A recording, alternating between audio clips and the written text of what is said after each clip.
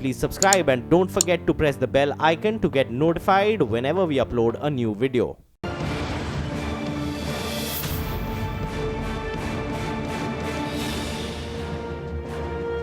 नमस्कार, मैं हूं आलोक जोशी। आप देख रहे हैं आवाज अड्डा। संसद का सत्र शुरू हो गया है और चुनाव भी नजदीक आ रहे हैं और एक बार फिर चर्चा शुरू हो गई है महिला आरक्षण बिल की। कांग्रेस अध्यक्ष राहुल गांधी ने प्रधानमंत्री नरेंद्र मोदी को चिट्ठी लिखकर कहा है कि मौजूदा सत्र में महिला आरक्षण बिल रखें और कांग्रेस इसे बिना शर्त समर्थन देगी। जवाब में बीजेपी ने 3 तलाक और निकाह हलाला जैसे मुद्दों पर भी कांग्रेस का समर्थन मांग लिया। संसद में कांग्रेस की कई सहयोगी पार्टियां महिला आरक्षण बिल पर ऐतराज जताती आई हैं। ऐसे में सवाल यह है कि 2 बड़ी पार्टियों के समर्थन के बाद इस बार महिला आरक्षण बिल पास हो जाएगा या सिर्फ चुनाव पास देखकर पार्टियों को महिला आरक्षण की याद आ रही है।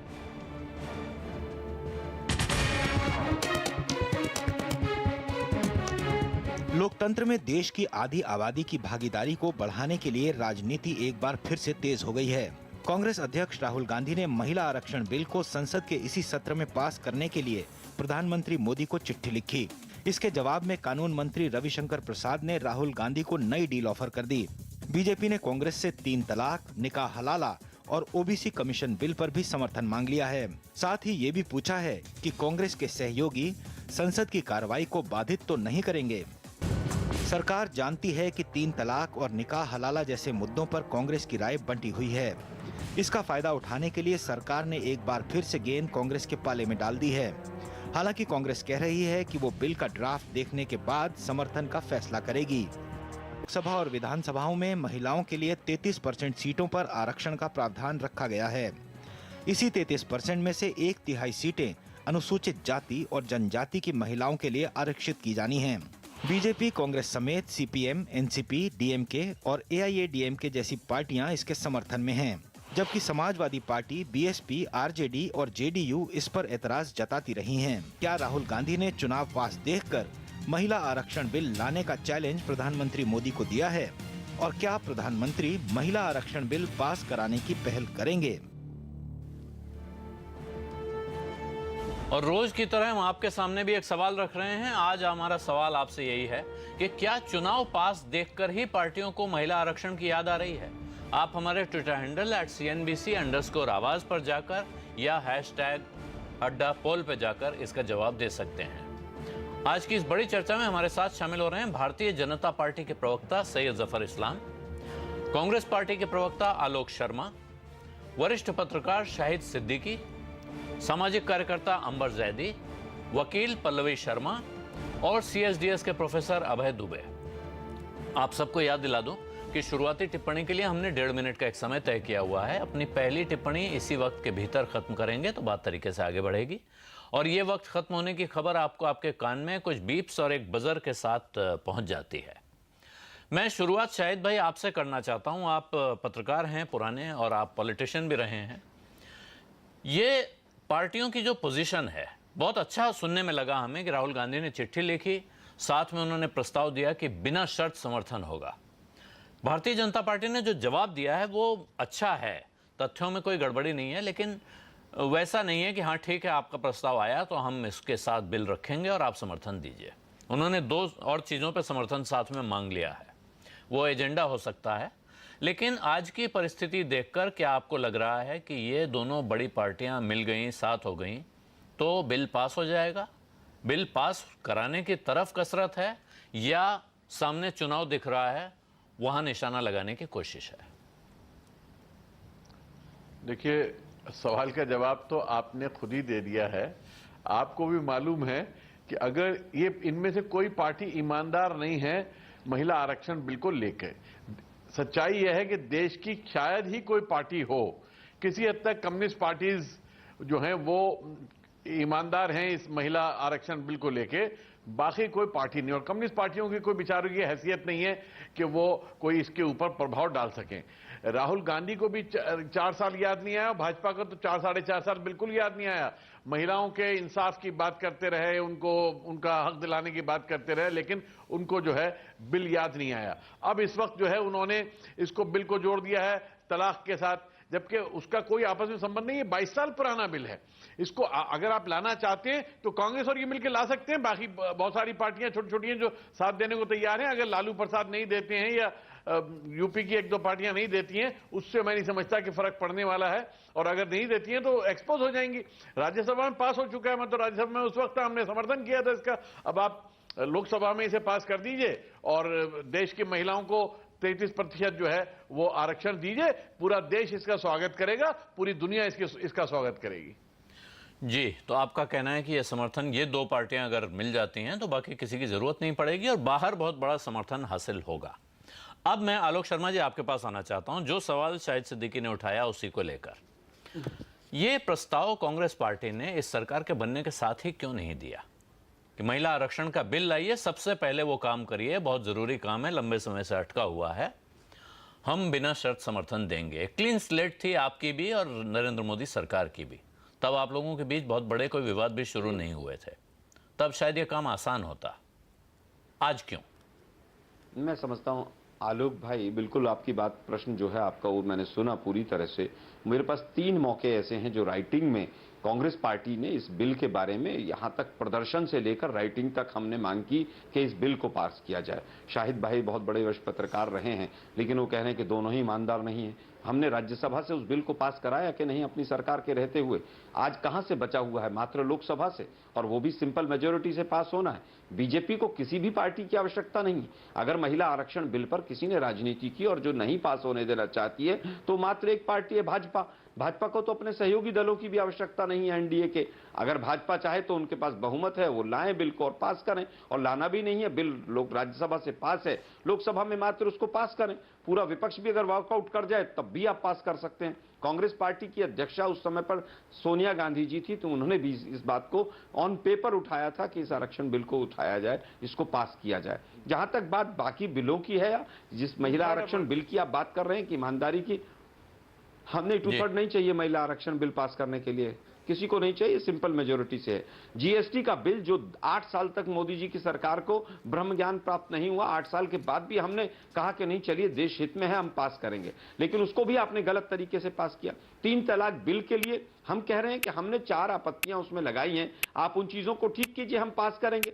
आप केवल और केवल बिलों पर राजनीति करना बंद कर दीजिए। जी, सैयद जफर इस्लाम, ये बिल आप लोग भी कहते हैं आपकी नियत है पास होना चाहिए, कांग्रेस पार्टी समर्थन कर रही है, और जैसा आलोक शर्मा कह रहे हैं अगर वो समर्थन नहीं भी करती, आपको उसकी जरूरत नहीं थी, फिर ये बिल क्यों नहीं पास हो रहा? और ये चिट्ठी के जवाब में 3 तलाक और निकाह हलाला क्यों जोड़ा गया?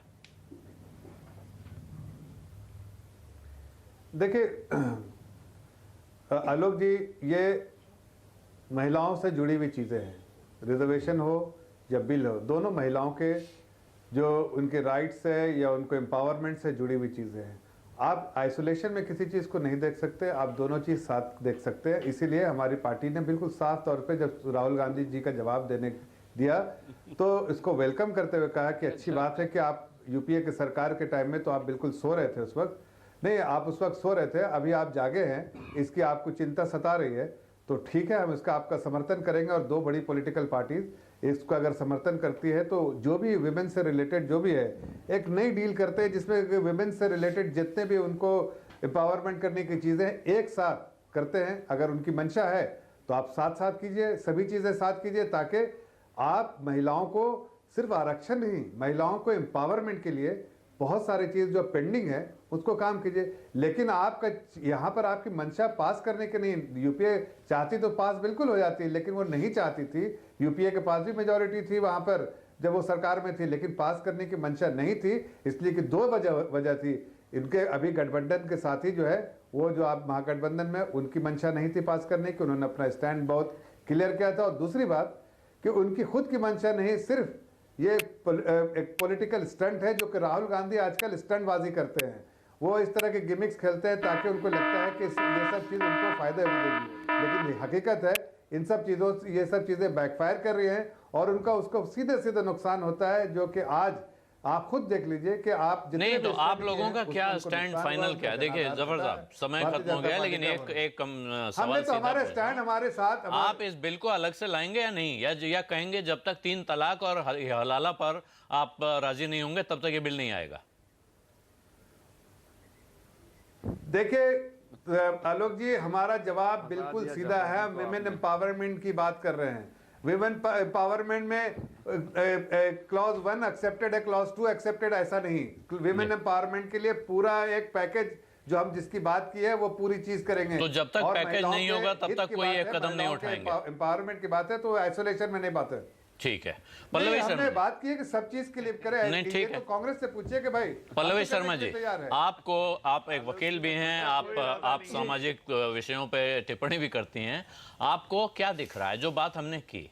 जी, दोनों पार्टियां ईमानदार हैं, दोनों पार्टियां चाहती हैं, फिर भी विमेन रिजर्वेशन नहीं हो पा रहा है भारत में।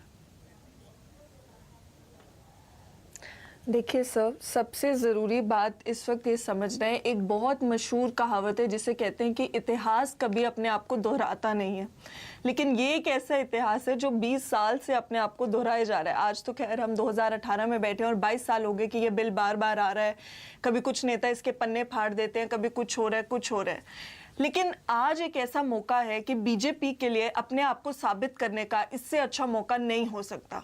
बिल राज्यसभा से पास्ड है, राज्यसभा में बिल पास हो जाए तो वो लैप्स नहीं हो सकता क्योंकि राज्यसभा एक परमानेंट हाउस है।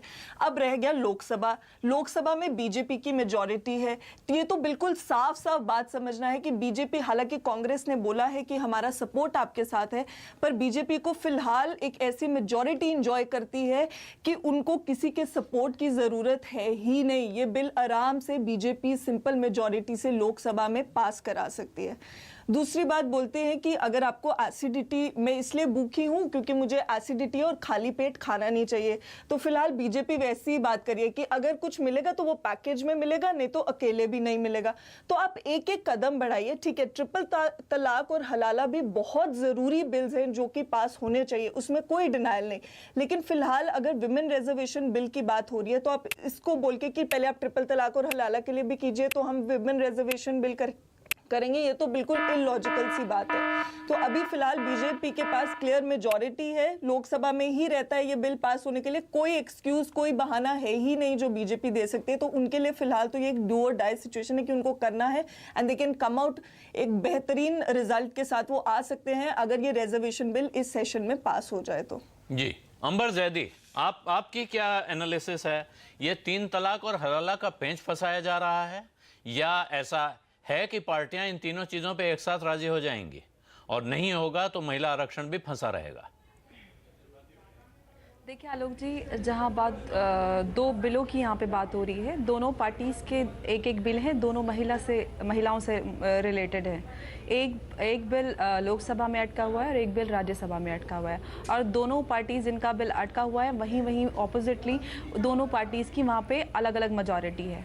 तो यहाँ पे मुझे लगती है कि दोनों पार्टियाँ महिला के मुद्दे पे सीधे सीधे पॉलिटिक्स कर रही हैं। और दोनों बिल अगर हम महिलाओं के हक की बात करें तो सबसे पहले संसद से पहले महिलाओं के लिए सुरक्षा आती है। घरेलू हिंसा की बात है, अगर हम ट्रिपल तलाक की करें तो बेसिक फंडामेंटल राइट्स जो होते हैं महिलाओं के, वो ट्रिपल तलाक और हलाला से वायलेट होते हैं। उनकी बात नहीं करें, आप संसद ले जाने की बात करें, घरों में और महिलाएं सुरक्षित नहीं है तो संसद जाके वो क्या करेंगी, आप ये बताएं।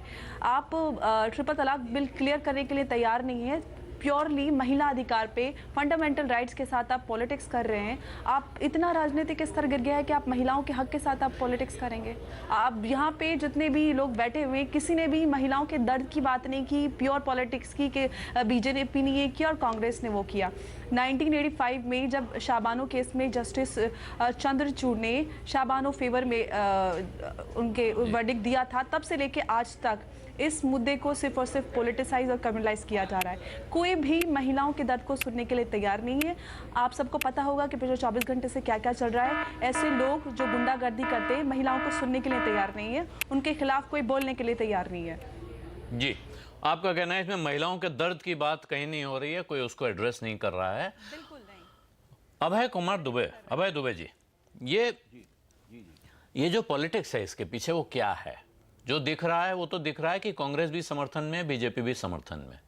वो कौन सी छिपी हुई ताकतें हैं जो इन दोनों पार्टियों को इसके आगे पीछे इफ एंड बट करने पे मजबूर कर रही हैं?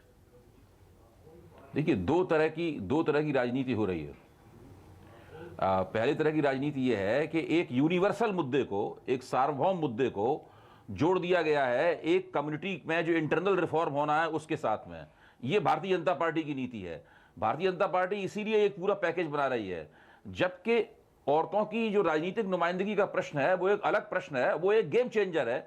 उससे भारतीय लोकतंत्र का पूरा इतिहास बदल जाएगा। न केवल भारतीय लोकतंत्र का इतिहास बदल जाएगा, सारी दुनिया में लोकतंत्रों के पूरे इतिहास में तब्दीली हो जाएगी अगर स्त्रियों को राजनीतिक आरक्षण मिल जाता है। और जो भारतीय जनता पार्टी चाहे तो वो तुरंत दे सकती है, लेकिन वो उसको लगातार टाल रही है। उसके साथ वो मुसलमान महिलाओं के प्रश्न को जोड़ रही है ताकि वो जो विपक्ष के कारण मुस्लिम एकता होने वाली है और भारतीय जनता पार्टी के खिलाफ जम के वोट देने वाली है, मुस्लिम कम्युनिटी में सवाल के ऊपर फूट पड़ जाए और उनके वोट आपस में बढ़ जाएं सवाल के ऊपर। यह भारतीय जनता पार्टी की पूरी रणनीति है। दूसरी दिक्कत इसके अंदर यह है कि इस देश की जो ओबीसी लीडरशिप है, इस देश में जो पिछड़े वर्गों का नेतृत्व है, वो स्त्रियों को राजनीतिक नुमाइंदगी नहीं देना चाहता। इसीलिए सारी बड़ी पार्टियां जिन्हें ओबीसी वोट चाहिए वो इस बात को लेकर डरती हैं कि वो स्त्रियों को राजनीतिक नुमाइंदगी देने के सवाल पर सीधे मंच पे ना आए और सीधी और प्रखर दावेदारी ना करें। इसीलिए कदम को पीछे खींचकर तरह तरह की राजनीति की जाती है। जी, इस सवाल को आगे बढ़ाऊं। शाहिद सिद्दीकी साहब, ये बताइए ईमानदारी से, आज की तारीख में जो महिला आरक्षण है, अगर वो मिल भी जाएगा क्या फायदा होगा? जहां मिला है, हम नगर पालिकाओं में देख रहे हैं, ग्राम पंचायतों में देख रहे हैं, प्रधान के चुनाव में देख रहे हैं, वहां मिला हुआ है। वहां जो नतीजा सामने आया है वो क्या है? नहीं, देखिए, अच्छा भी हुआ है, बुरा भी हुआ है। अलग अलग जगह पे अलग अलग उसका प्रभाव है। मैं जमीन पे देखता हूं, बहुत सारे मुझे प्रधानपति मिलते हैं। मैंने कहा ये प्रधानपति क्या चीज होती है? बोले साहब ये प्रधान चुनी गई है, इनके पति हैं, तो ये प्रधानपति हो गए। तो हेलो जी, हाँ, जी, आप आ रही है, आपकी आवाज आ रही, बिल्कुल।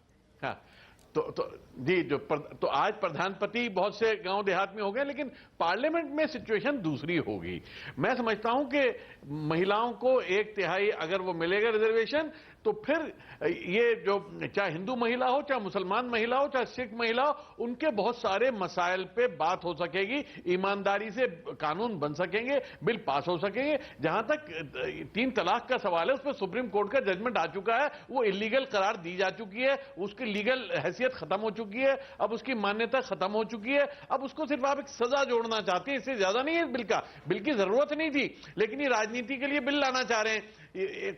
बिला वजह जो बात कही कि बांटने के लिए, मुस्लिम समाज के अंदर एक इंतशार पैदा करने के लिए लाइए, हमें कोई एतराज नहीं है, आप बिल लाइए, आप जितना करना चाहते हैं कर लीजिए, लेकिन उसमें आप थोड़ा सा एक अमेंडमेंट, सारी पार्टियां कह रही हैं, मुसलमान भी कह रहे हैं कि सिर्फ एक अमेंडमेंट मांग रहे हैं कि आप उसको क्रिमिनलाइज 6 साल की सजा ना करके क्रिमिनलाइज ना करें, बल्कि उसको बेलेबल कर दें। क्योंकि घरों के अंदर झगड़े होते हैं, नाराजगी में, गुस्से में तलाक कह देता है, उसके बाद वो जेल में चला गया तो वापस आने के मौके नहीं रहते हैं उसमें।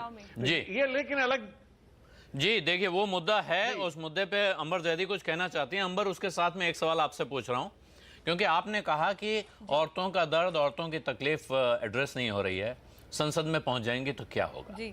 आपको लगता नहीं है कि संसद में पहुंचने के बाद हमारी ये हैसियत हो जाती है कि हम अपने बाकी छोटे मोटी तकलीफों का, दर्द का इलाज कर सकें? मैं अगर डॉक्टरी सीख लूंगा तो अपनी बहुत सी बीमारियों का इलाज कर लूंगा। सर, आपकी बात बिल्कुल सही है, आपने एकदम वाजिब सवाल पूछा है, लेकिन उससे पहले जो छोटी चीज़ें हैं, जो घरेलू चीज़ें, उन पे ध्यान देना चाहिए ना हमें। हम अपना घर पहले सुधारेंगे तभी तो हम बाहर जाएंगे। मेरी सवाल जो अभी पहले पिछले वक्ता थे जो बोल रहे थे, उन्होंने कहा कि इसको क्रिमिनलाइज क्यों किया जा रहा है। जी, शाहिद सिद्दीकी जी, क्योंकि मैं कुछ देख नहीं पा रही हूँ इसलिए मैं पूछ रही हूँ। शाहिद सिद्दीकी जी ने जो बोला कि इसको क्रिमिनलाइज क्यों किया जा रहा है, मैं उनसे सिर्फ एक सवाल करना चाहती हूँ कि ट्रिपल तलाक बिदअत हज़रत उमर के ज़माने में थी और उसकी सज़ा उन्होंने भी 50 कोड़े रखी थी। तो इसका मतलब ये है कि इस्लाम में भी एक क्रिमिनल एक्ट था, तो क्यों भारतीय संविधान के अंतर्गत ये क्रिमिनल एक्ट क्यों नहीं हो सकता? ये एक मेरा सवाल है छोटा सा। जी, जब शरिया में ये क्रिमिनल एक्ट है, तो संविधान के तहत जब बिल बनने जा रहा है तो क्यों क्रिमिनल एक्ट नहीं, इसमें क्यों एक इंसान जिसने गुनाह किया है, जिसने एक औरत को घर से बाहर निकाल रहा है, उसको सजा नहीं मिलनी चाहिए? क्या वो नहीं, सजा का हकदार ये नहीं बात है? आपकी सही है अंबर ज़ैदी। आपको याद हो हम लोग इस बात पे कई बार बात कर चुके हैं। ये 3 तलाक के खिलाफ, निकाह हलाला के खिलाफ बहुत सारी बात हुई है, डिबेट हुई है, और आमतौर पे जितना भी सही सोचने वाला इंसान है वो उसके खिलाफ है। कोई नहीं कहता है कि आप 3 तलाक इन वन सिटिंग का समर्थन कीजिए। मैं तो इसके खिलाफ पिछले 20 बरस से लड़ रहा हूँ, 25 बरस से लड़ रहा हूँ। मैंने तो हमेशा कहा कि गैर कुरानी है, कुरान में इसकी कोई गुंजाइश नहीं है, कोई जगह नहीं है। हजरत उमर ने गलती की थी। नहीं, मेरी बात सुन ले, अब आप बात सुन ले, मेरी बात सुन ले, मेरी बात सुन ले भाई, मेरी बात सुन ले। सिर्फ डिटेरेंट काफी नहीं होता, समाज में बदलाव भी चाहिए होता है। आज एक कानून है कि छोटी बच्चियों की शादी नहीं होनी चाहिए, लेकिन लाखों हजारों नहीं, लाखों बच्चियों की 8 साल की, 10 साल की, 5 साल की मध्य प्रदेश में, राजस्थान में शादियां हो रही हैं, इसलिए कि समाज में बदलाव नहीं लाए। हम एंटी डावरी एक्ट लिया है, लेकिन डावरी के नाम पे कितनी डेथ हो रही है। तो समाज में बदलाव भी चाहिए होता, सिर्फ आप उसको जेल में डाल के बदलाव नहीं लाते। एक ही बीच का रास्ता है कि उसको इलीगल कीजिए, उसको सजा कीजिए। नहीं, ये ठीक है। देखिए शायद चक्कर ये है कि इससे हम लोग फिर वापस हम वहां पहुंच गए हैं कि हम 3 तलाक पर, निकाह हलाला पर और उससे मिलने वाली सजा पे बात कर रहे हैं, जबकि हमें इस वक्त बात करनी थी महिला आरक्षण पर। मैं अभय दुबे के पास जाना चाहता हूं। अभय दुबे जी, मैं ये मामला 3 तलाक और निकाह हलाला से आगे बढ़े, ये तो एक डाइवर्जनरी टैक्टिक एक तरह से काम करे। अगर हम दोबारा डिबेट करने लगे कि 3 तलाक होना चाहिए कि नहीं होना चाहिए, यहां बात हो रही है कि भारत की संसद में महिलाओं को उनका हक, उनका रिजर्वेशन मिलना चाहिए या नहीं मिलना चाहिए। जितना कह रहे हैं उससे कम दें, लेकिन कुछ तो दें, शुरुआत तो करें। आलोक जी, अगर जी अभय जी, मुस्लिम समुदाय में स्त्रियों को उनके पूरे जायज अधिकार मिले, उनको पूरे लोकतांत्रिक अधिकार मिले, मानवाधिकार अधिकार मिले, घरेलू लोकतंत्र हो पूरा, और स्त्रियों को 3 तलाक और हलाला से मुक्ति हो, ये हम सब लोग चाहते हैं। इस पैनल में जितने लोग बैठे हुए सब लोग चाहते हैं, आप समेत। लेकिन अगर इसको आप महिला आरक्षण के साथ जोड़ेंगे तो दरअसल किसी को कुछ भी नहीं प्राप्त होगा। ना स्त्रियों को राजनीतिक आरक्षण संसद में प्राप्त होगा, और ना ही महिलाओं को, ना ही मुसलमान महिलाओं को कोई इससे लाभ हो पाएगा। दरअसल ये एक मामले को पूरे भटकाने की एक साजिश है, और आगे 2019 के चुनाव को ध्यान में रखकर ये पूरा का पूरा खेल खेला जा रहा है, ये पैकेज बनाया जा रहा है। अब मैं शाहिद सिद्दीकी की बात में एक बात और जोड़ दूं, जो पंचायती राज से प्रक्रिया शुरू हुई थी और जो नगरपालिकाओं तक प्रक्रिया पहुंची है स्त्रियों को आरक्षण की, ये प्रक्रिया तभी पूरी हो सकती है जबकि संसद और विधायिकाओं में स्त्रियों को उनकी राजनीतिक नुमाइंदगी प्राप्त हो जाए। उनकी ये बात बिल्कुल सही है, जैसे ही स्त्रियों को संसद और विधानसभाओं में राजनीतिक नुमाइंदगी मिलेगी, वैसे ही राजनीति का पूरा मिजाज बदल जाएगा। न केवल भारत में बदलेगा, बल्कि सारी दुनिया के लोकतंत्रों को इससे इबरत हासिल होगी, और वो इसके आधार पर अपने अपने अंदर तमाम सारा परिवर्तन करेंगे। और जिन देशों में महिलाओं को राजनीतिक आरक्षण प्राप्त है और उसमें जो कमजोरियां हैं, उन कमजोरियों को भी दूर करने का प्रयास किया जाएगा। तो ये एक बहुत ही बेहतरीन चीज है। पार्टियों का महत्व बदल जाएगा, पॉलिटिकल पार्टी सब कुछ बदल जाएगा। तो उससे महिलाओं को बहुत बड़ी राहत मिलेगी। लेकिन उससे पहले ट्रिपल तलाक बिल है, उस पर भी ध्यान देना चाहिए। मेरा सवाल सिर्फ ये था, मैं महिला आरक्षण बिल नहीं, इसमें दिक्कत नहीं। अंबर ज़ैदी, देखिए आप बात को समझिए, हम लोग यहाँ बात कर रहे हैं आरक्षण पर, और इसलिए, और हमने से कभी किसी ने, हम ट्रिपल तलाक पर कई बार बात कर चुके हैं, उसमें हमेशा ये लाइन आती है कि ट्रिपल तलाक के खिलाफ सख्त कानून बनना चाहिए, उसको रोकने की जो कोशिश हो वो की जानी चाहिए। इस वक्त सवाल ये है कि ये महिला आरक्षण उस देश में जहां यूनिवर्सल एडल्ट फ्रेंचाइज बहुत से डेवलप्ड कंट्रीज से पहले दी है हमने, जो स्कैंडिनेविया के देश दुनिया में बहुत आगे माने जाते हैं, बहुत लिबरल माने जाते हैं, वहां महिलाओं को वोट का अधिकार हमारे साथ नहीं मिला था, बहुत बाद में मिला है। भारत जिस दिशा में बहुत आगे है, लोकतंत्र हमारा एक गौरवशाली परंपरा के साथ खड़ा है, वहां हम महिलाओं को संसद में आरक्षण देंगे तो यकीनन, जैसा शाहिद सिद्दीकी ने कहा, अभय दुबे ने कहा, वो एक गेम चेंजर होगा। पॉलिटिकल पार्टिसिपेशन बढ़ेगी तो महिलाओं को बहुत बड़ी राहत मिलेगी। आलोक जी, एक छोटी सी बात और, जी आलोक जी, एक छोटी सी बात और, जी दुबे जी, एक छोटी सी बात और मैं जोड़ दूं कि अगर राष्ट्रीय पार्टियां, नागरिक समाज, स्त्रियों के संगठन और खुद ओबीसी पार्टियों के अंदर की जो स्त्रियां हैं, जो जागरूक और प्रगतिशील स्त्रियां हैं, वो अगर ओबीसी पुरुष नेतृत्व के ऊपर दबाव डालें और किसी तरीके से उन्हें, उनके एक हिस्से को, पूरे को न सही, एक हिस्से को ही मना लें, तो फिर ये जो हिचक है पूरी महिला आरक्षण में, ये पूरी हिचक दूर हो सकती है। और भारतीय जनता पार्टी के पास हम देख चुके हैं पूर्ण बहुमत है, वो चाहे तो इसको पास करा लेगी। लेकिन अगर ये ओबीसी वाला जो बाधा है ये दूर नहीं हो पाई, तो आप फर्ज कीजिए कि आगे कभी कांग्रेस सरकार आ जाती है, कांग्रेस सरकार भी टाला मटोल शुरू कर देगी, वो भी नहीं इसको पास कराएगी। इसी बात पे आना चाहता था दुबे जी, जो बात आप कह रहे हैं मैं वहीं आना चाहता था। मैं जफर इस्लाम साहब आपके पास आऊंगा। दिक्कत क्या है, कांग्रेस के राज में आपने पूछा है क्यों नहीं पास हुआ। कांग्रेस के साथ ऐसे सहयोगी थे यूनाइटेड प्रोग्रेसिव अलायंस में, जिनको ये बहुत नागवार गुजर रहा था कि महिला आरक्षण का बिल पास हो जाए। हमने अभी प्रधान पति की बात की। मुंबई और दिल्ली जैसे शहरों में नगर पार्षदों के पति होते हैं, और हमने मुख्यमंत्री का पति भी देखा है। तो इस दुरुपयोग की गुंजाइश हमेशा रहेगी, लेकिन आपकी पार्टी ज्यादा ऐसी स्थिति में है कि वो मजबूती के साथ कदम बढ़ाए और इस कदम को लागू करे। आपके साथ वो मजबूरियां नहीं हैं जो यूपीए के साथ थीं। हम आपसे ये उम्मीद रखते हैं कि आप आगे बढ़ेंगे और एक गेम चेंजर शुरुआत करेंगे। आपने कहा एक समग्र पैकेज लाना चाहते हैं, आइसोलेशन में चीजें नहीं होनी चाहिए। मैं आपको याद दिलाऊं प्रधानमंत्री नरेंद्र मोदी का पहला भाषण, जिसमें उन्होंने कहा था मैं बहुत बड़े काम नहीं करता हूं, मैं बहुत छोटे काम करूंगा, छोटी चीजों से बड़े बदलाव होते हैं। तो ये तो उतनी छोटी भी नहीं है और उतनी बड़ी भी नहीं है। एक बिल है, इसको ले आइए, और जो आप निकाह हलाला पे और 3 तलाक पे कर रहे हैं उस पे कौन आपके साथ खड़ा नहीं हो रहा है। देखिए आलोक जी, जो आप जिस साधारण तरीके से कह रहे हैं, काश इस साधारण तरीके से विपक्ष के लोग भी समझ पाते हैं कि ये विमेन एम्पावरमेंट की बात है। इससे भारतीय जनता पार्टी का पूरा सहयोग है। अगर हम थोड़ा सहयोग दे दें तो विमेन को पूरा एम्पावरमेंट मिल जाएगा। लेकिन हर तो यहाँ पर यह है कि आज उन्हें ये विमेन रिजर्वेशन बिल याद आया, जब यूपीए में थे तो याद नहीं आया। उनके अपने गठबंधन के साथी उनको वो कन्विंस नहीं कर पाए, जिनके साथ वो महागठबंधन बना के चल रहे थे। ये तो मैंने आपको बताया। देखिए जबर साहब, ये बात मैंने आपके सामने पहले तर्क रखा। आपको तो उन लोगों को कन्विंस नहीं करना है, या आप भी इस दुविधा में हैं कि कल हमें शायद उन्हें कन्विंस करना पड़े और तब हमें मुश्किल हो जाएगी। एक मिनट जी, मैं तो आलोक जी ये कह रहा हूं कि देखिए, हम तो करने की अपनी मंशा जाहिर कर दी है। लेटर बहुत साफ कहता है कि हम ये साथ बटाते हैं एक दूसरे का, और ये बिल लेकर आते हैं और दोनों को पास करते हैं। हमने कहा नहीं करना चाहते हैं, हमने तो कहा करना चाहते हैं।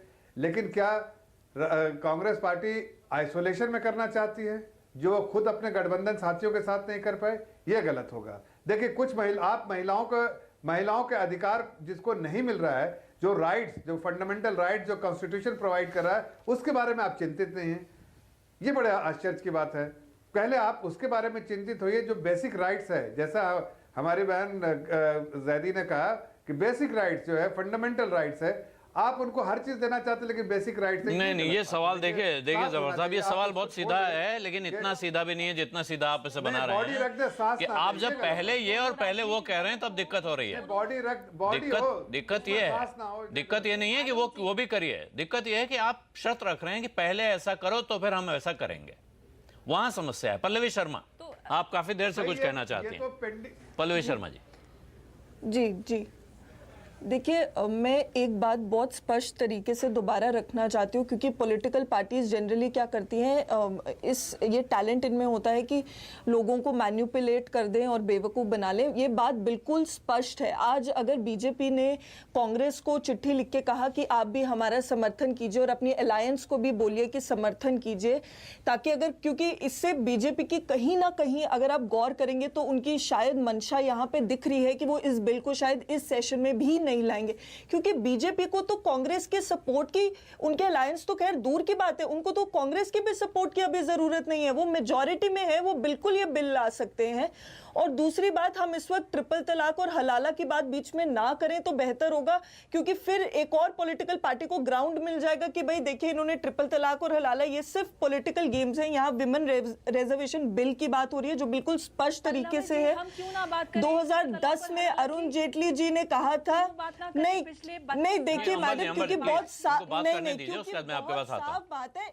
एक सेकेंड प्लीज आप, हाँ, क्योंकि मैंने इंटरप्ट नहीं किया, मैंने वेट किया 2 मिनट बस। देखिए, ट्रिपल तलाक और हलाला के अगेंस्ट सब कोई है, हर कोई चाहता है एक स्ट्रिक्ट लॉ बना जाए, उसको बनाया जाए, लेकिन क्या आज विमेन रिजर्वेशन बिल को उसकी छांव तले दबाना ठीक है? नहीं, बिल्कुल ठीक नहीं है। दो अलग औरतों के मुद्दे हैं, दो अलग औरतों के मुद्दे हैं और दोनों पे उतनी ही रोशनी पड़नी चाहिए, दोनों पे उतनी ही रोशनी पड़नी चाहिए। आप बोल रही हैं कि ट्रिपल तलाक और हलाला की बात अंबर जैदी, आप मुझे एक बात बताइए। अंबर जैदी, आप मेरी बात सुन लें, मैं आपके पास आ रहा हूँ, मुझे जवाब देने दीजिए, सिर्फ 10 सेकंड। अच्छा चलिए, आप बात खत्म करिए। जी पल्लवी, सिर्फ 10 सेकंड आप बात खत्म कर लीजिए। जी, एक रिसर्च की, जी thank you sir, thank you.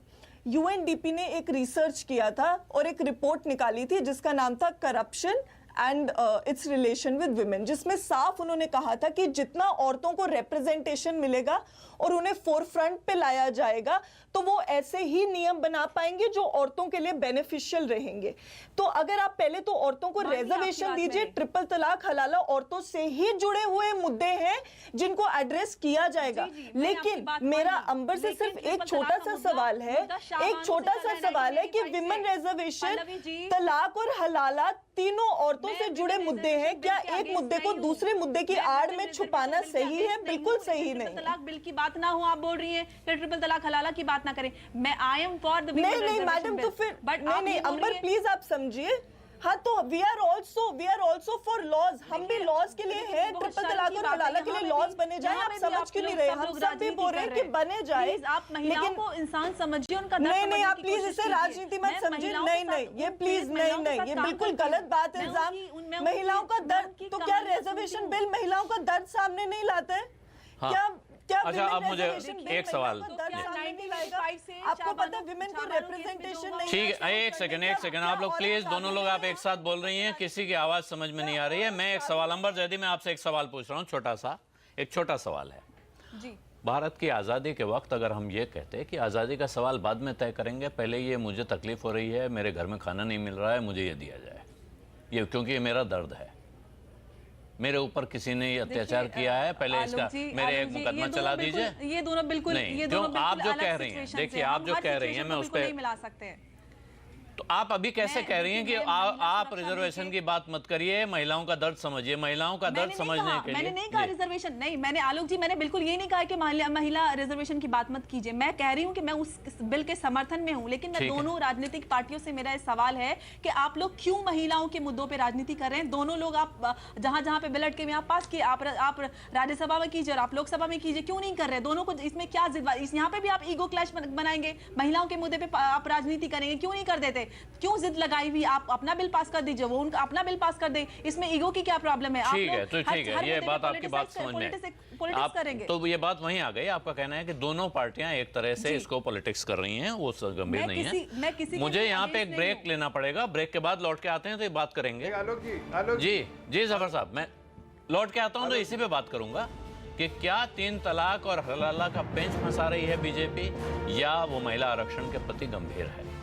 क्या चुनाव पास देखकर पार्टियों को महिला आरक्षण की याद आ रही है? ये है हमारा आज का सवाल। अब भी कुछ वक्त बाकी है, आप हमारे ट्विटर हैंडल @CNBC_आवाज पर जाकर इसका जवाब दे सकते हैं। सैयद जफर इस्लाम, आप ब्रेक से पहले कुछ कहना चाहते थे, मेरे पास एक सवाल भी है आपके लिए। सबसे पहले तो मैं इस बात के लिए आपकी पार्टी को, आपकी सरकार को बधाई देना चाहता हूं कि वो 3 तलाक, निकाह हलाला जैसे बहुत महत्वपूर्ण मुद्दों को एड्रेस कर रही है, उस पर कानून बनाने की कोशिश कर रही है। लेकिन सुप्रीम कोर्ट के हाल के फैसले के बाद जब वहाँ से ये निर्देश आया है कि इसको कानून बना के ठीक किया जाए, इस पे बहुत वक्त नहीं बीता है और महिला आरक्षण 22 साल से लटका हुआ मुद्दा है। आप कहेंगे 3 तलाक भी शाहबानों के समय से लटका हुआ मुद्दा है। तब से अब तक आपकी सरकार पहले भी आ चुकी है, इस बार भी आई है। आपके हाथ में भी मौका था कि आप कानून को बदल लें, उस वक्त तब भी नहीं किया, अब भी आप कोशिश कर रहे हैं। लेकिन ये महिला आरक्षण अगर आ जाएगा, महिलाएं संसद में आ जाएंगी, वो अपने कानून अपने हिसाब से बनाने में दबाव बनाएंगी, जोर लगाएंगी। उसको क्यों और कैसे कॉम्प्रोमाइज़ कर सकते हैं हम इस नाम पर कि साथ में 3 तलाक और निकाह हलाला नहीं हो रहा है, जबकि वो एड्रेस हो रहा है साथ में पैरेलली। ऐसा नहीं कि वो एड्रेस नहीं हो रहा है।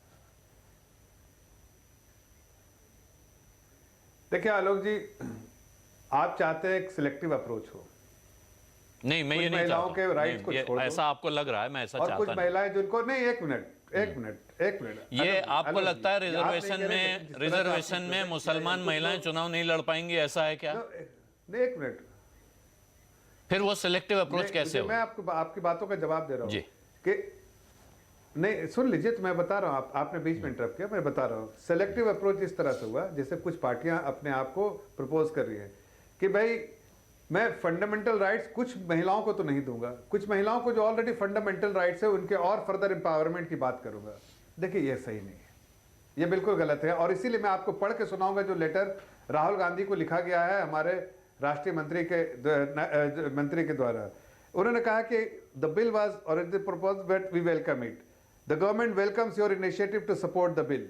पहली बात हम वेलकम करते हैं कांग्रेस के जो राष्ट्रीय अध्यक्ष है उनकी ये इनिशिएटिव को अप्रिशिएट करते हैं और वेलकम, सरकार उसका खैर मकदम करती है। दूसरी बात उन्होंने लिखा कि I propose that both the national parties, the BJP and the Congress, should come together and offer a new deal to Indian women to ensure equality and adequate representation. हमने कहाँ बात की है? इक्वालिटी की। भाई, फ्रेंच रेवोल्यूशन इक्वालिटी के लिए हुआ है। आप यहाँ इक्वालिटी की बात ही नहीं करना चाहते हैं। आप चाहते हैं कि एक जो महिलाओं को एम्पावरमेंट हो चुका, फर्दर एम्पावरमेंट किया जाए, लेकिन जो महिलाएं दबी कुचली और पीड़ित है उनके बारे में नहीं सोचो। मैं तो कह रहा हूं हमारा लेटर बहुत क्लियर है। ये लेटर साफ कहता है कि इक्वालिटी एंड रिप्रेजेंटेशन दोनों की साथ साथ कर देते हैं। हमारी तो हामी है, हम तो बिल्कुल साफ साफ कह रहे हैं, करना चाहते हैं। अगर आप चाहते हैं तो आप आइए साथ, हम तो हाथ बढ़ाया है आपका, लेकिन ये तो डिसीजन कांग्रेस को लेना है। हाँ, आलोक शर्मा जी, आलोक शर्मा जी, तो नहीं लेना, हमने तो कह दिया ओपन फॉर बोथ। हम ये कहते हैं कि नहीं है, हम रिजर्वेशन बिल पे नहीं, हम तो आलोक शर्मा जी, ठीक है, जफर साहब, मैं आपका पॉइंट समझ गया। मुझे बहुत आसानी से लग रहा है, मैंने अगर मैं एक नाइव आदमी की तरह देखूं, इसके पीछे के बैकग्राउंड में न जाऊं, तो मुझे बहुत अच्छी बात लग रही है। आलोक शर्मा, इतनी अच्छी साफ बात है कि आप जो कह रहे हैं मान रहे हैं, साथ में दो बातें और कह रहे हैं, इनको आप मान लीजिए, क्या दिक्कत है? मैं समझता हूँ 2 की जगह 4 बातें भी भाजपा कह सकती थी, 2 ही क्यों कही? सुप्रीम कोर्ट ने निर्देश दिया है कि हलाला और ट्रिपल तलाक पर केंद्र सरकार बिल लाए। बिल लाने का एक तरीका है कि अपोजिशन पार्टी से भी आप डिस्कस कर लीजिए, जो संगठन, जो तमाम महिलाएं इन चीज से जुड़ी हुई हैं उनसे भी डिस्कस कर लीजिए। नहीं, रविशंकर प्रसाद साहब ने कह दिया है, बस अहंकारवश ये बिल में ले आया हूं, यही पास होना चाहिए। ये कौन सा तरीका है आपका? पहला विषय। दूसरा विषय, हिंदू कोड बिल जब 1956 में आया तब भी जनसंघ ने, जिस समय पर आरएसएस थी, उसने विरोध किया। 74th अमेंडमेंट जब राजीव जी के समय पर आया तब भी बीजेपी ने विरोध किया संसद के अंदर। आज पार्लियामेंट के अंदर जिस तरह से लोकसभा में मात्र सिंपल मेजोरिटी से आप पास कर सकते हैं महिला आरक्षण बिल को, तो आप दूसरे पछड़े लेकर आ गए।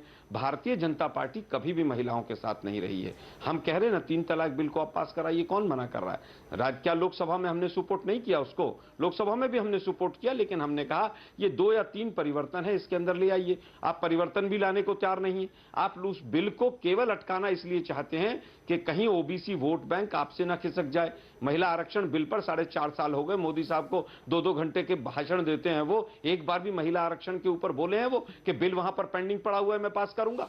अब आलोक जोशी साहब ने 6 बार सवाल पूछ लिया भाजपा के प्रवक्ता से, मैं चुपचाप सुन रहा हूं 40 मिनट से। 10 साल कभी इधर गुगली मार रहे हैं, कभी उधर गुगली मार रहे हैं। मुझे केवल ये बता दीजिए, आपने एक सवाल का सीधा जवाब नहीं दिया आपने। अरे भाई छोड़िए ना, महिलाओं के हितों की बात मैंने अभी बताई ना। 1956 में हिंदू कोड बिल का आपने विरोध किया, जब हिंदू महिलाओं को अधिकार मिलना था, जब 73वां और 74वां संशोधन होना था, तब आपने विरोध किया। आज जो चीज आप कर सकते हैं उसको करेंगे नहीं। भाषण, प्रवचन, उपदेश फुल होंगे, बाकी काम नहीं करेंगे। जी, आपने काम की बात कर ली, अब आप लोग एक दूसरे पे आरोप लगाएंगे, उससे कुछ मिलना नहीं है। मैं एक बार अभय दुबे के पास जाना चाहता हूँ। अभय दुबे जी इस पे कुछ कहना चाहते हैं। दुबे जी। आलोक जी, ये जो बहस हो रही है कांग्रेस और भाजपा में, ये दरअसल सही मुद्दे को संबोधित नहीं कर रही है। पल्लवी जी ने बहुत साफ साफ बातें कही हैं और शाहिद भाई ने बहुत साफ साफ बातें कही हैं, और मैं उन सब बातों को समर्थन करते हुए अपनी तरफ से एक बात उसमें जोड़ रहा हूं। वो ये है कि इस महिला आरक्षण के साथ में एक अजीब सा खेल खेला जा रहा है।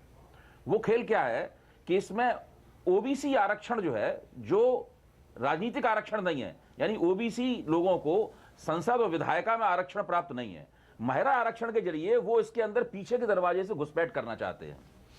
वो ये चाहते हैं कि महिलाओं के आरक्षण के तहत ओबीसी को विशेष आरक्षण प्राप्त हो जाए, और इसलिए इस तरीके से जो संविधान में प्रावधान पहले से नहीं है कि ओबीसी को आरक्षण प्राप्त हो, राजनीतिक आरक्षण, वो महिला आरक्षण के जरिए हासिल कर लेना चाहते हैं।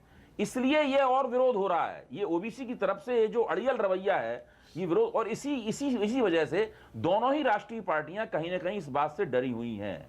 तो मेरा कहना यह है कि इस मसले को जब तक पूरी तरीके से इसकी पोल नहीं खोली जाएगी कि ओबीसी राजनीति, ओबीसी के जो पुरुष प्रतिनिधि हैं वो ये चाहते हैं कि स्त्री आरक्षण के जरिए उनको राजनीतिक आरक्षण प्राप्त हो जाए, जो कि संविधान ने उन्हें नहीं दिया है। जी, मैं यही असल में जब मैंने आपसे पहली बार पूछा इसके पीछे क्या पॉलिटिक्स काम कर रही है, तो मैं इसी तरफ जाना चाहता था, क्योंकि ये एक सवाल है लोगों के मन में।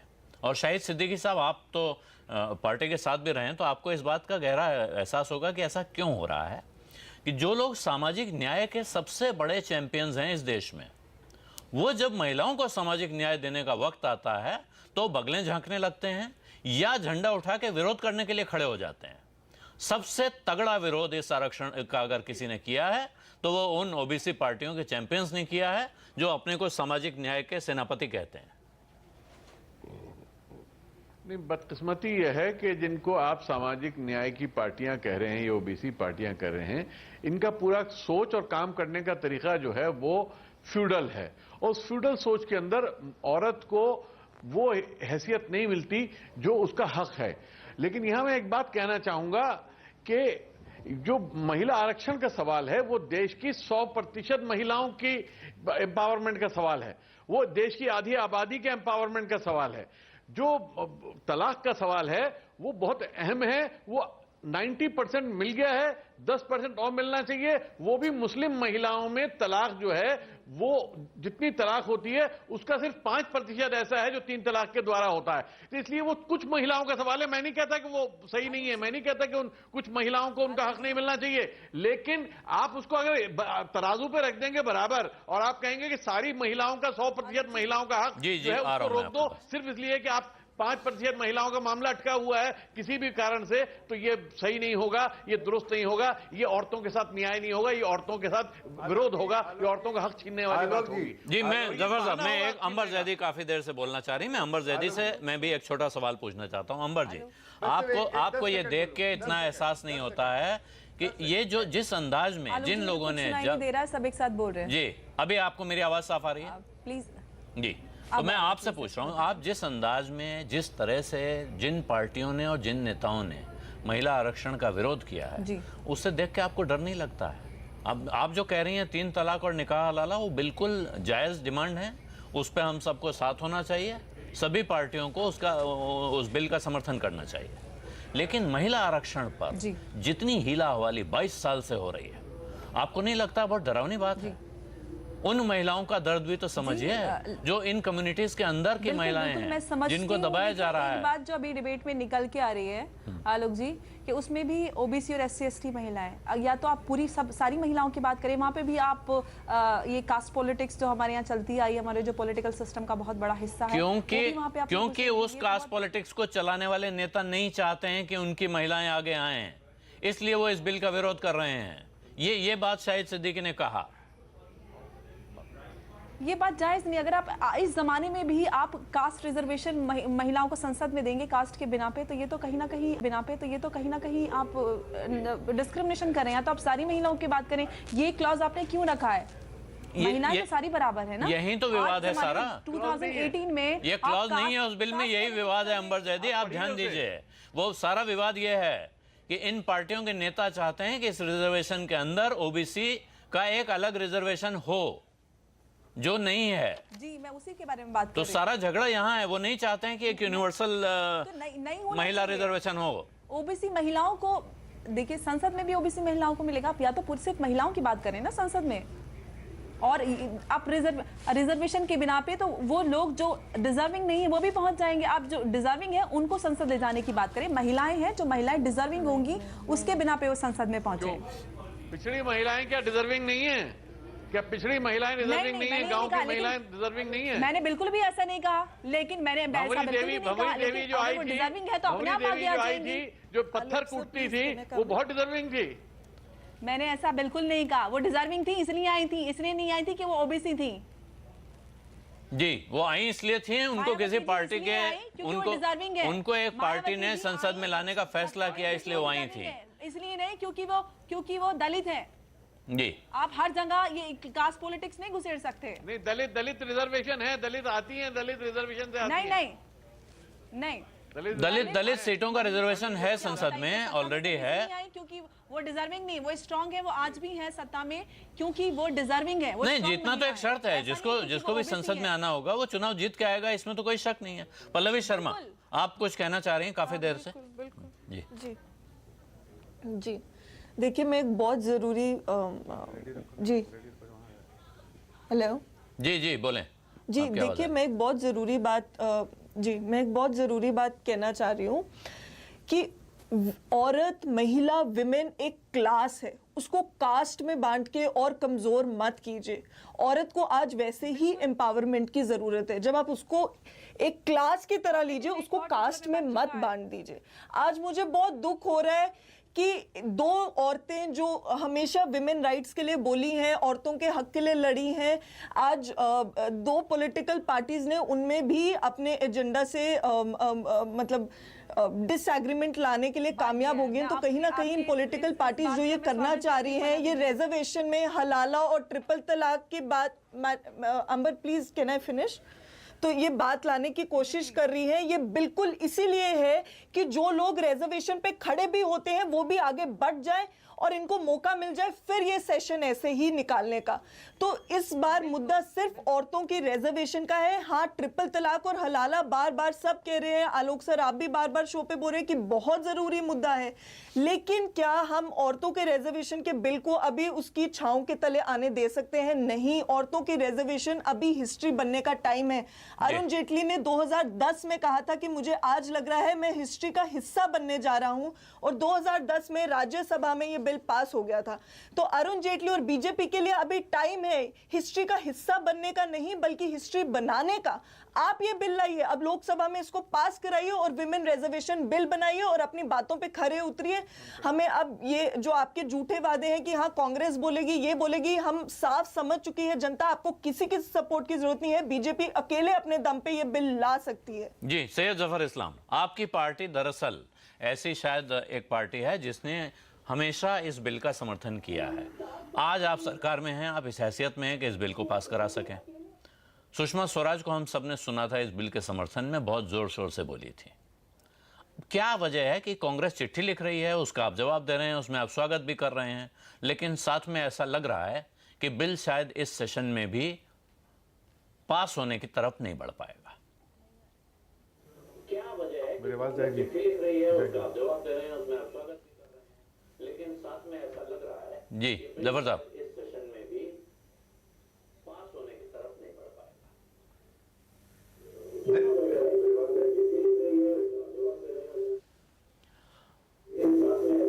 जफर साहब, आपने क्या टीवी ऑन कर रखा है? उसको म्यूट कर देंगे तो। बार बार कह रहा हूं और फिर दोहरा रहा हूं कि हम बिल के समर्थन में हैं, पूरे तरह से वेलकम करते हैं। कांग्रेस पार्टी के जो राष्ट्रीय अध्यक्ष है उनके प्रपोजल को वेलकम करती है सरकार, लेकिन सिर्फ इतनी आग्रह करते हैं कि सिलेक्टिव अप्रोच जो उनका बराबर से रहा, वो सिलेक्टिव और अपॉर्चुनिस्टिक अप्रोच, उसको कहीं ना कहीं खत्म करके बिल्कुल एक सही तरीके से विमेन एम्पावरमेंट की बात करें, विमेन राइट्स को जो इक्वालिटी की बात है जो पेंडिंग है उसके, और एक ब्रॉडर व्यू लेके सबके लिए काम करके आप एक पूरा ये नहीं होगा तब तक कुछ नहीं होगा। पहला कदम बढ़ाएं, दूसरा तीसरा साथ में चलेगा, उस पर कोई रोक तो है नहीं। आलोक शर्मा जी, एक छोटा सा जवाब आपका। देखिए, मैं समझता हूं कि तर्क देने की बजाय भाजपा कुतर्कों पर उतर आई है। आप जो काम करना नहीं चाहते हैं उसको दूसरी वजह से वाया भटिंडा पकड़कर आप उसको डिस्ट्रॉय करना चाहते हैं। हम कह रहे हैं आप दोनों बिलों को पास कराइए, उसमें अमेंडमेंट कीजिए, हम उसमें भी साथ खड़े हुए हैं। वुमेन रिजर्वेशन बिल की किसी की आवश्यकता नहीं है, लेकिन पूरी डिबेट में जिस तरह से बीजेपी के प्रवक्ता ने डाइवर्ट किया डिबेट को, ऐसे ही देश को भाजपा डाइवर्ट कर रही है। आपकी नहीं आलोक जी, मैं तो एक सिंपल सवाल कर रहा हूँ जी, अब मेरे पास क्यों रिजर्वेशन है? सिंपल सवाल नहीं, अब उत्तर देने का समय है, सवाल करना बंद आपका क्यों कीजिए। रिजर्वेशन उत्तर दीजिए कि आप क्यों नहीं पास कर रहे हैं। जी, जवाब ये असली बात यही है। देखिए जफर साहब, आपकी पार्टी सरकार में है इस वक्त, जवाब आपको देने हैं। आपको ज्यादा सवाल नहीं कर, सवाल करिए, सवाल उठाइए, लेकिन ज्यादा सवाल नहीं करने चाहिए, इतने नहीं करने चाहिए। और अपनी इच्छा की मेरे पास अब वक्त खत्म हो गया, और जो सवाल मैंने दर्शकों से पूछा उसका जवाब मैं आपको दिखा दूं कि क्या चुनाव पास देखकर पार्टियों को महिला आरक्षण की याद आई है? 91%, 91% लोग जिन्होंने जवाब दिया उनका कहना है कि हाँ ऐसा है। सिर्फ 9% को लगता है कि ऐसा नहीं है। जहरा निगाह की 2 लाइनें हैं। औरत के खुदा 2 हैं, हकीकी और मजाजी, पर उसके लिए कोई भी अच्छा नहीं होता। और ये दरअसल औरत पर नहीं, किसी भी ऐसे समाज पर, किसी भी ऐसे क्लास पर यह बात लागू होती है जिसे आगे बढ़ना है, जिसे अपने हक हासिल करने हैं, कि वो किसी खुदा के भरोसे अपने हक हासिल नहीं कर सकता। उसे अपनी लड़ाई लड़नी होती है, अपनी जगह बनानी होती है और अपने हक छीनने होते हैं। आवाज़ अड्डा में आज इतना ही। आप सभी मेहमानों को बहुत बहुत धन्यवाद। नमस्कार।